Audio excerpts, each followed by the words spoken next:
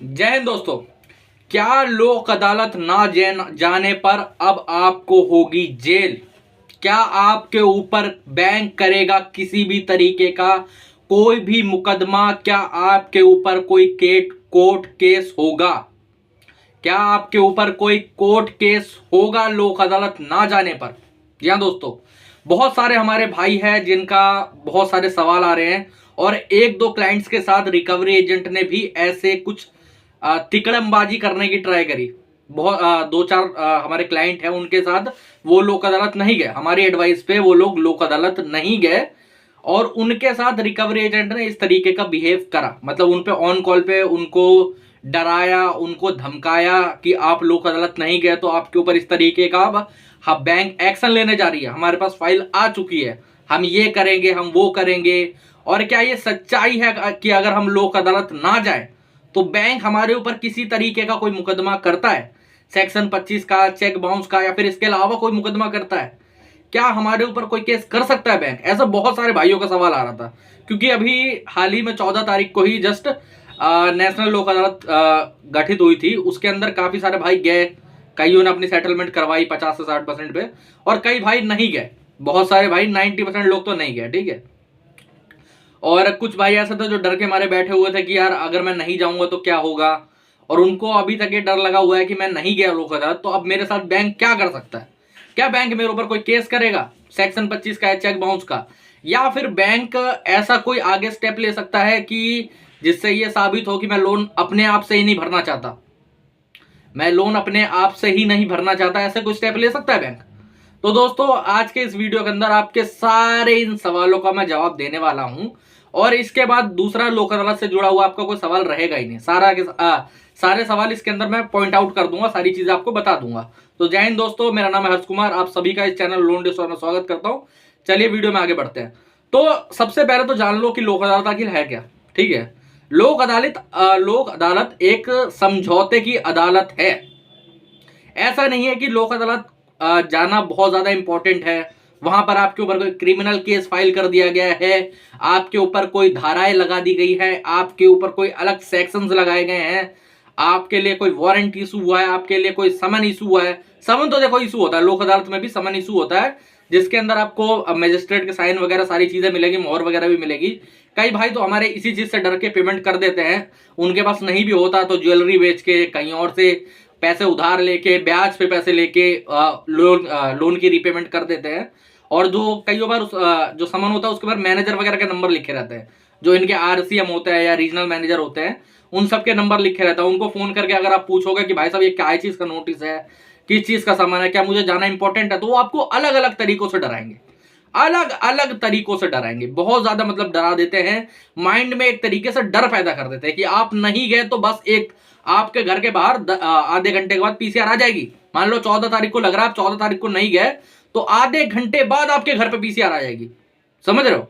आपको घर से उठाएगी, फिर कोर्ट पे पेश करेगी। एक क्लाइंट के साथ ऐसे ही किस्सा हुआ क्या, उनका एक पर्सनल लोन चल रहा था, एक बहुत बड़ी कंपनी है, एक मोबाइल ऐप की कंपनी है, जिससे आप लोग स्कैन वगैरह करके पैसे इधर उधर करते होगे। आपको नाम समझ में आ गया होगा कि मेनली एक दो कंपनियां लोन देती हैं, ठीक है।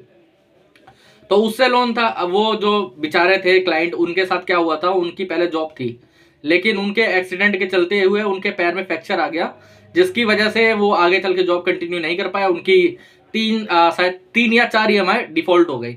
रिकवरी एजेंट को तो उन्होंने संभाल लिया, हम लोगों की टिप्स एंड ट्रिक्स की वजह से रिकवरी एजेंटों को तो उन्होंने भगा दिया। लेकिन फिर वही बात आती है कि जहां पर लीगल आता है वहां पर कस्टमर समझ नहीं पाते चीजें। जब कस्टमर एक बार लोन से जुड़ी सारी लीगल बातें समझ जाएंगे तो उसके बाद उन्हें कहीं पर डरने घबराने की जरूरत नहीं पड़ेगी। तो उनको नेशनल लोक अदालत का समन रिसीव हुआ।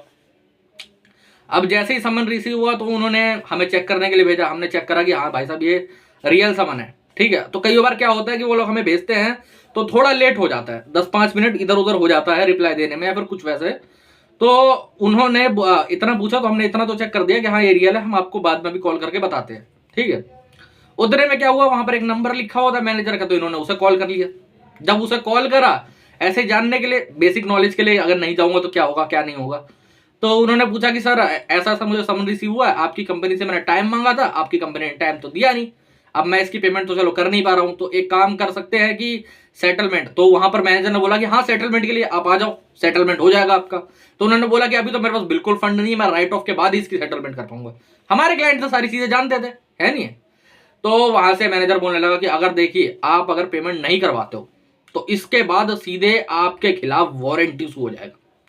ये पटियाला हाई कोर्ट में लगा हुआ है, समझ रहे हो। ये जो केस है वो पटियाला हाई कोर्ट में लगा हुआ है। मतलब कुछ भी एक तरीके से फेंकना स्टार्ट करो तो कुछ भी फेंक दो। रिकवरी एजेंट और जो मैनेजर वगैरह होते हैं वो कुछ भी बोलते हैं, कस्टमर को डराने के लिए, पेमेंट करवाने के लिए, अपनी कमीशन बनाने के लिए कुछ भी बोलते हैं, कुछ भी। तो ऐसा ऐसा उनको डराया। अब उतने में क्या हुआ, उतने में मैंने उन्हें कॉल कर लिया ऊपर से ही। तो मैं लाइन पे ज्वाइन हो गया। तो मैंने उन पे बात करी मैनेजर साहब पे। मैं क्या भाई साहब बताइए क्या हुआ। कह रहे ये कस्टमर है, इनका इतना लोन डिफॉल्ट है, इनके नाम का नोटिस इशू हो गया है। मैं कहा हाँ जी लोक अदालत का नोटिस हमें पता है, और कस्टमर के पास अभी फंड नहीं है, कस्टमर वहां पर आएगा भी नहीं, सीधी सी बात है। तो अब वो मेरे को जानते नहीं थे, पहचानते नहीं थे। तो उन्होंने बोला कि ऐसा नहीं है, आप नहीं आओगे तो वारंटी इशू हो जाएगा। मैं क्या कौन सी धारा लगी है, कौन सा क्रिमिनल क्राइम कर दिया इन्होंने, क्या चीजें कर दी हैं। उतने में जब ये समझ गया कि भाई साहब ये सारी चीजें, तो फोन काट के भाग गया। तो इसीलिए मैं आप सबको बता देना चाहता हूं कि कौन सा समन, कौन सा नोटिस, क्या चीजें आपको रिसीव हो रही है, इस चीज के बारे में आप लोग एक तरीके से जान लो तो ज्यादा बेटर ऑप्शन रहेगा। समझ रहे हो। आपको कोई रिकवरी एजेंट कभी डरा नहीं पाएगा, कोई भी आपको घबराहट नहीं होगी। जो बेचारे परेशान होते रहते हैं ना, अब मैंने सोच लो इनको 5 मिनट बाद ही रिप्लाई करा था, जस्ट 10 मिनट का गैप हो गया होगा, कई बार हो जाता है, हमारी अपॉइंटमेंट लगी होती है कई अलग जगह पे। तो 10 मिनट का गैप हो गया था, उतने में इन्होंने फोन कर लिया, बेचारे घबरा गए। जिंदगी में पहली बार यार ये सारी चीजें देखी होती है तो आदमी घबरा जाता है, डर जाता है, परेशान हो जाता है बहुत ज्यादा। वैसे बाद में उन्हें हमने सब समझा दिया, सारी चीजें हुई। अभी एक क्लाइंट के साथ क्या हुआ मैं अभी बताता हूँ तुम्हें, ठीक है। आज तारीख है 16 तारीख आज, ठीक है। 14 को लगी थी लोक अदालत। तो अलग एक कंपनी है, एक फजाज फाइनेंस करके है, जिसको मैं 10 गालियां देता हूँ हमेशा, क्योंकि ये कंपनी एकदम 2 कौड़ी की कंपनी है। और इसके जो रिकवरी एजेंट है वो एक्चुअली में बड़वे और दलाल रिकवरी एजेंट है। वैसे मैं किसी को गाली नहीं देता क्योंकि हर किसी की अपनी अपनी जॉब है, लेकिन ये एक्चुअली में है। तो हुआ क्या कि वो लोक अदालत नहीं गया कस्टमर, 2-4 सब्सक्राइबर थे, वो आज हमसे जुड़े। 2 सब्सक्राइबर तो नए नए जुड़े और एक पुराने क्लाइंट थे। तो उन तीनों ने बताया कि सर हम तीनों का ही लोन चल रहा है एक तरीके से, मतलब अलग अलग बात हुई थी सब पे। उन्होंने बताया कि हम सबका लोन चल रहा है। अभी हमें हमारे वहां से फोन आया कि आप वहां लोक अदालत में नहीं गए हो, इसके लिए अब हम आपके ऊपर FIR करने वाले हैं और हम आपके ऊपर केस भी फाइल करवाएंगे। तो मैंने उन सबको समझाया, मैं क्या ये जितनी भी बातें हुई हैं ये सब 100% फेक है, इनका रियलिटी से कोई भी लेना देना नहीं है। क्यों यार, वो समझौते की अदालत है, वह जाना ना जाना आपकी मर्जी है। कोई भी आपको फोर्स नहीं कर सकता, कोई भी आपको परेशान नहीं कर सकता, कोई भी आपको दिक्कत नहीं दे सकता है। जब समझ गए, जब क्लाइंट हमारे समझ गए, उन पे क्या क्या बोला गया, उन पे ये बोला गया कि देखिए आप नहीं आए हो तो आपके खिलाफ ये धाराएं लगेगी, ये हो जाएगा, 420 लग जाएगी। अब पहली बात तो 420 हट चुकी है, 316, 318। उन्हें ये भी नहीं पता रिकवरी एजेंटों को क्या हटा है क्या नहीं लगा। समझ रहे हो कि IPC तो खत्म हो गया ना, इंडियन पीनल कोड तो खत्म हो चुका है, भारतीय न्याय संहिता लागू हो चुकी है। तो उनकी धाराएं तक नहीं पता होगी रिकवरी एजेंट को, तो उन्हें पता नहीं है। जब उन्हें पता नहीं है तो भाई मेरे वो कुछ भी उल्टा सीधा बक रहे हैं पेमेंट के लिए कि आप पेमेंट करवा दो, नहीं करवाओगे तो ये हो जाएगा, वो हो जाएगा, फलाना, FIR दर्ज करवा देंगे। आप कोर्ट में क्यों नहीं आए, आना पड़ता वहां पर, आप आना, बहुत ही जाना आना जरूरी है, नहीं आए अब आपके लिए सीधे कोर्ट से समन आएगा, आपको जेल में डाला जाएगा। आपको कई ने तो ये बोला कि 7-7 साल की जेल होगी अगर आज शाम तक पेमेंट नहीं हुई, तो एक बार समन इशू होगा तो 7 साल की जेल सीधे, मतलब कुछ भी। तो इसीलिए मेरे भाई, जिस भी भाई को डर लग रहा है कि हम लोक अदालत नहीं गए हैं या फिर लोक अदालत का नोट समन हमें आया था, हमने कोई रिस्पॉन्स नहीं करा है, तो मैं उन सबको बता देना चाहता हूं कि आपको डरने की बिल्कुल भी जरूरत नहीं है। कई भाई ये भी पूछता है कि सर मैं वहां नहीं गया तो क्या बैंक सेक्शन 25 का चेक बाउंस का केस कर सकती है। मेरे भाई अगर उसको करना ही होता तो वो कर देता, अगर बैंक को ये केस करना ही होता तो बैंक कर देता, आप पे पूछता नहीं, आप पे पूछ के कोई काम नहीं करेगा बैंक, समझ रहे हो। लीगली अगर उसको करना होता तो बैंक कर देता, सीधी सी बात है। तो इसीलिए वेट मत करो, जब करेगा तो बेल ले लेना, सेम डे बेल होती है, किस बात की टेंशन है। इसीलिए इन सब चीजों में टेंशन लेने की आपको बिल्कुल जरूरत नहीं है। लोक अदालत है ही किस लिए, ताकि आउट ऑफ कोर्ट एक तरीके से सेटलमेंट हो। वहां पर भी कुछ खास होता नहीं है, सेटलमेंट की बातें होंगी, आप जाते हो, आपको सेटलमेंट के बारे में बताया जाएगा, वहां पर जाने से मैं अक्सर क्यों मना करता हूं ये मैं आपको ये भी बता देता हूं। कई भाई लोग पूछते हैं कि सर सेटलमेंट के लिए तो जाना है, वहां पर क्यों नहीं जा सकते? मेरे भाई वहां पर सर्कुलम आया होता है सबको। क्या सर्कुलम आया होता है कि आप 50% से नीचे नहीं जा सकते। तो अगर आप एक अच्छे ऑफर 10 से 20%, 30% की तलाश में हो तो वहां जाकर कोई फायदा नहीं है। हाँ, मान लो आपका कोई लोन है जिसपे कोई ऑफर आ ही नहीं रहा था, साल भर हो गया, 1.5 साल हो गया, तो आप जाके एक बार देख सकते हो, आपको समन रिसीव हुआ है, आप वहां पर जाके रिसीव करके बात करके जैसे भी है छुटकारा पा सकते हो। वरना वहां पर जो मैनेजर वगैरह होता है वहां पर तो सर्कुलम आया होता है, आप वहां से उनका नंबर ले लो और उन पर बाद में ऑफर निकलवा लो। समझ रहे हो?